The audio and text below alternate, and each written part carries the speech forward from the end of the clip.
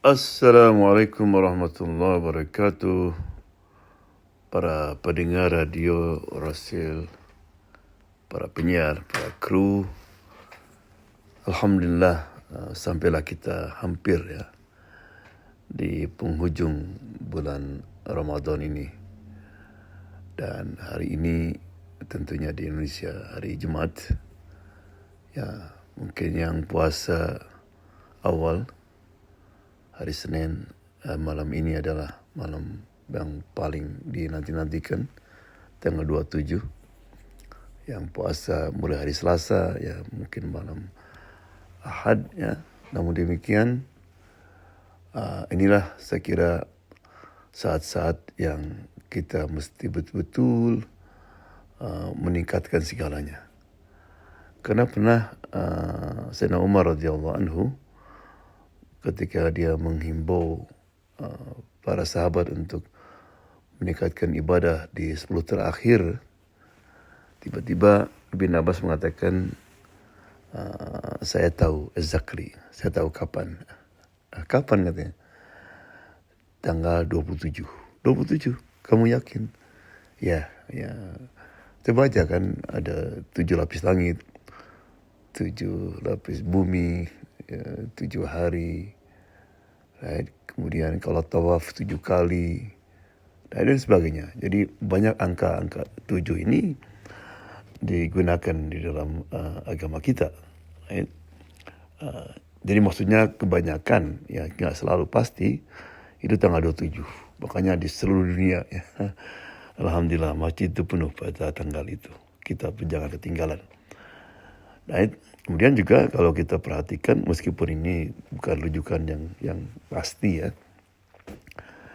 kata-kata salamun hiya hatta salamun hiya. Ya, salam, damai, hiya. Jadi kalau dihitung itu hurufnya semua ada 30. Surat Al-Qadar, ya hurufnya dihitung dari mulai awal tuh inna sampai fajar, ro itu 30. Nah, huruf yang ke-27 itu kata-kata hiya. Salamun hiya, damailah itu kembali kepada Lailatul Qadar. Apa ini koinsiden atau nggak tahu kita. Ya. Kemudian juga kata-kata Lailatul Qadar itu diulang 3 kali. 3 kali. Dan setiap kata atau qadar Lailatul Qadar itu ada 9 huruf. Coba hitung. Mulai lam, ya, lam lagi gitu kan. Itu semuanya 9. 9 kali 3 berapa? 27. Jadi hadis-hadis dan bukti-bukti mengarah ke sana itu banyak sekali. Oleh karena itu mari ya para pendengar sekalian, kita gunakan malam 7 ini dengan sebaik-baiknya. Karena seperti saya uraikan di berita dari langit ya yang Jumat kemarin ya tentang apa arti qadar ya, itu diantaranya hari penentuan Allah, penentuan ajal kita, rezeki kita, nasib kita, itu kan ya. Mudah-mudahan semua penentuannya untuk kita baik nanti. Jadi apa yang sebaiknya kita kerjakan pada malam itu? Yang pertama ingat, malam dimulai daripada maghrib. Jadi dari maghrib jangan sampai dirusak. Jangan keluarkan kata-kata yang tidak baik atau ngirim message hoax dan sebagainya. Kemudian yang diutamakan adalah untuk mengadakan qiyam. Usahakan nggak ketinggalan isya, itu mulai qiyam itu.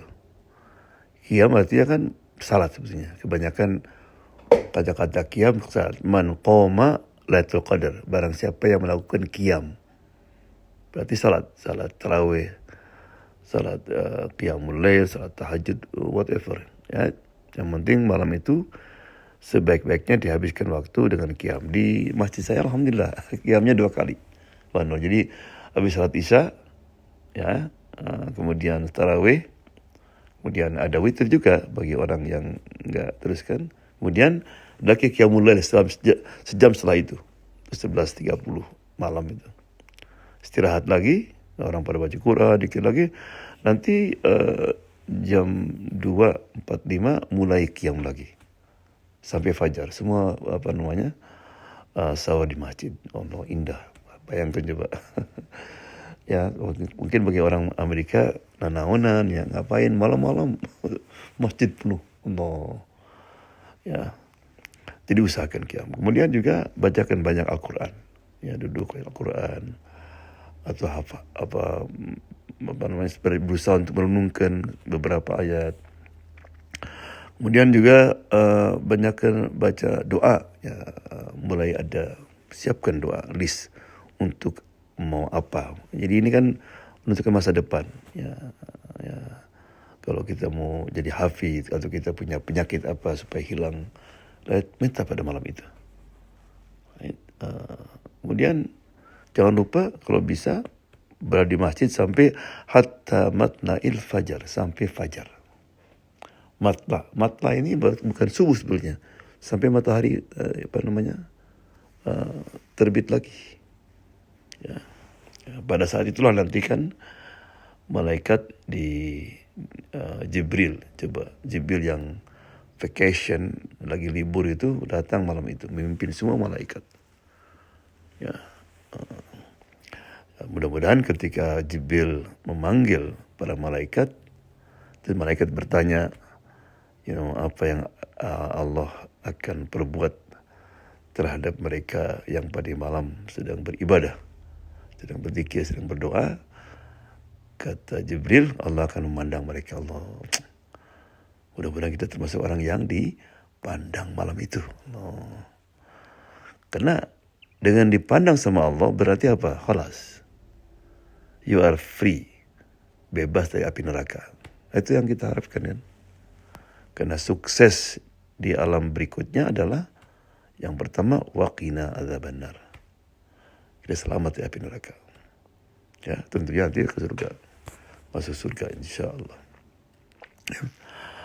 Nah kemudian kena ini Jumat Yatim ya, Jumat terakhir kita akan ketemu Jumat lagi dalam Ramadan. Mungkin para pendengar gak akan sempat mendengarkan saya.